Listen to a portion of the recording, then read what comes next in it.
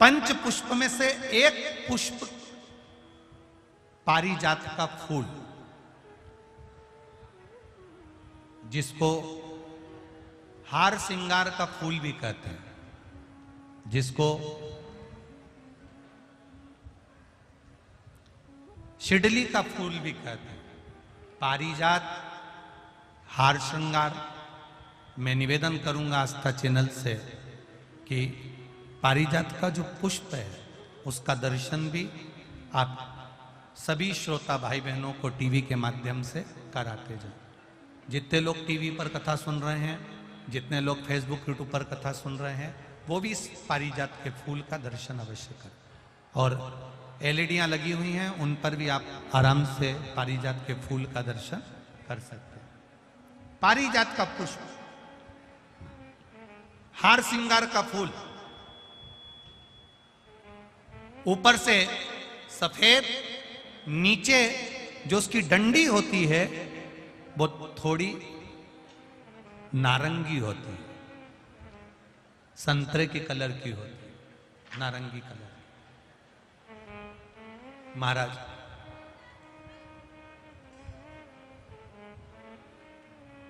रात्रि में खिलने वाला ये फूल, रात्रि में जो फूल खिलता है ये पारिजात का, और हार श्रृंगार का जो ये पुष्प है, जिसको हार श्रृंगार भी कहते हैं, पारिजात भी कहते हैं, और कहीं कहीं इसको शिडली का पुष्प भी कहते हैं।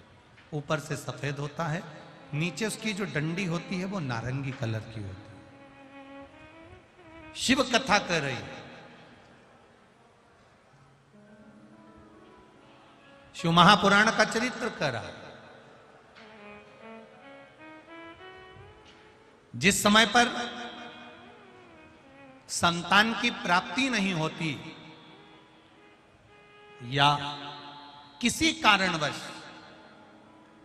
किसी कारण से हमारे यहां वंश की वृद्धि नहीं होती, तब देवाधिदेव महादेव की आराधना पारिजात के फूल से करी जाती है। अब उस पुष्प को चढ़ाने का एक तरीका है, जरा ध्यान दीजिएगा। पंच पुष्प शिव महापुराण की कथा आप लोग सुनने के लिए बैठे हो, बड़ी आस लगाकर बैठे हो, उसको समझिए। पारिजात का जो फूल शिव जी को चढ़ता है, भगवान देवाधिदेव महादेव को चढ़ता है, जैसे ये शिवलिंग है, मान लो ये शंकर भगवान का शिवलिंग है, ये जलाधारी है, ये जल नीचे गिरने का स्थान। आप लोगों ने पहले कथा सुनी है ना सबने, आपको सबको मालूम होगा।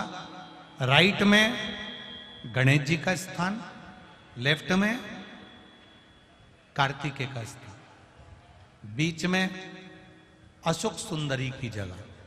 जहां पर यह शिवलिंग रखा है वो माता पार्वती जी का हस्त कमल, शिवलिंग के रूप में, शंकर भगवान के रूप में यह शिवलिंग है। ऊपर से जो एक एक बूंद जलाधारी नीचे गिरती है वो शंकर भगवान की 5 लड़कियां, जया, विषहरा, शामली बारी, दौतली और देव, ये शंकर जी की 5 बेटियां। वंश वृद्धि के लिए, कार्य सिद्धि के लिए, वैभव प्राप्ति के लिए, या अपने हृदय की सुख समृद्धि के लिए, संतान प्राप्ति के लिए पारिजात हार श्रृंगार के फूल की शिव जी को आराधना होती है। हार श्रृंगार का जो पुष्प होता है, अशोक सुंदरी वाली जगह पर हम पारिजात के पुष्प को समर्पित करते हैं। उसकी डंडी का जो मुख है वो शिवलिंग की ओर होता है जब अपन अशोक सुंदरी पर चढ़ाते हैं, और फूल का मुख इधर होता है। वापिस उसी पारिजात के पुष्प को उठाकर हम माता पार्वती जी के हस्त कमल पर, जो गोल हस्त कमल है, वहां समर्पित करते हैं। उस जगह पर माता पार्वती जी की ओर से जो पुष्प समर्पित किया जाता है, उसकी डंडी पारिजात की हमारी ओर होती है, पुष्प का मुख महादेव की ओर होता है।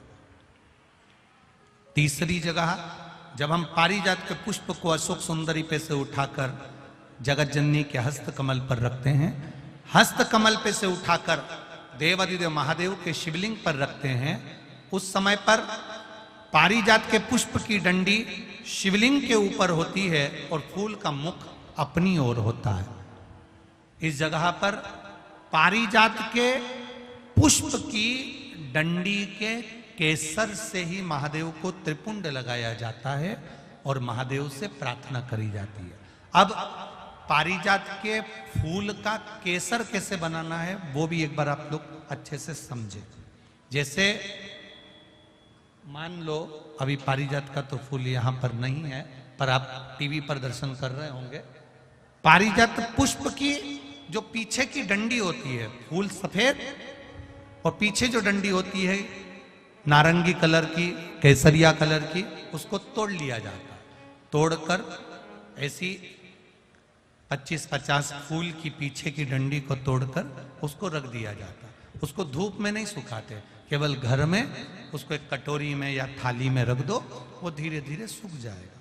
सूखने के बाद उसको पीस लो, पीसकर उसका चंदन तैयार हो जाएगा पारिजात फूल की उस डंडी का।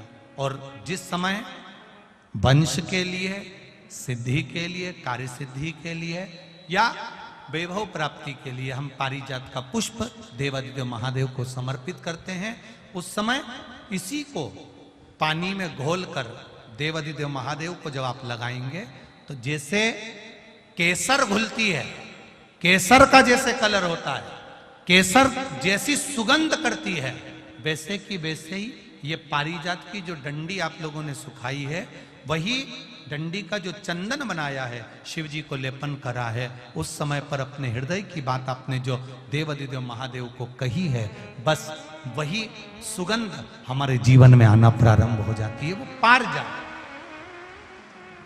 हार श्रृंगार। अब जरा ध्यान दीजिएगा, हार श्रृंगार के पुष्प, पारिजात का जो पुष्प है, सोमवार की अष्टमी पड़ने पर यदि हम देवादिदेव महादेव की पारिजात के फूल से आराधना करते हैं, स्मरण करते हैं, तो उसका फल भी हमें अधिक प्राप्त होगा। पारिजात का पुष्प, हम तो यहां तक कहेंगे अगर आपके यहां हार श्रृंगार का पेड़ लगा हो, पारिजात का पुष्प यदि आपके यहां होता हो, रात को खिलता है, सवेरे मिलता है, ऐसा पारिजात का अगर वृक्ष आपके यहां लगा हो तो प्रयास कर लो। 12 महीने शिवरात्रि आती है, बोलो आती कि नहीं आती? आती है ना 12 महीने। 12 महीने शिवरात्रि आती है। कैलेंडर पर एक गोला बनाकर रख देना कि हमको ये शिवरात्रि आई है, हर महीने की शिवरात्रि तुम्हारे ध्यान में रहेगी। एक पारिजात का पुष्प, हार श्रृंगार का पुष्प एक अगर देवादिदेव महादेव को आपने चढ़ाना चालू कर दिया, समर्पित करना प्रारंभ कर दिया, तो आपको पीछे पलट कर देखने की जरूरत नहीं पड़ेगी, महादेव हाथ पकड़ ही रहता। पारिजात का पुष्प शिव को समर्पित हो।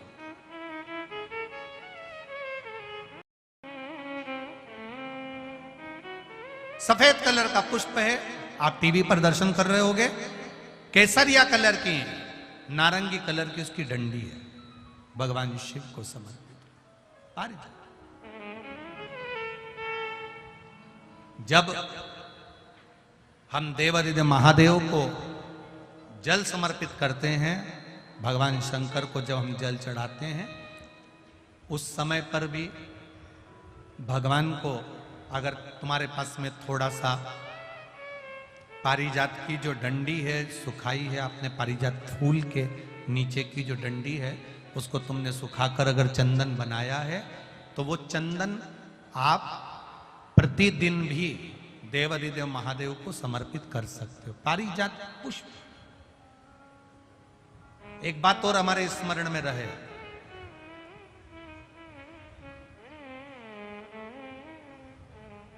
भगवान शिव को जो ये 5 तरह के पुष्प समर्पित करे जाते हैं, इन पुष्पों की डंडी जो पीछे लगी होती है, इसको तोड़ा नहीं जाता। शिव जी को चढ़ाते समय इसका स्मरण को तोड़ा नहीं जाता, शिव जी को चढ़ाते समय इसका स्मरण आपको रहे।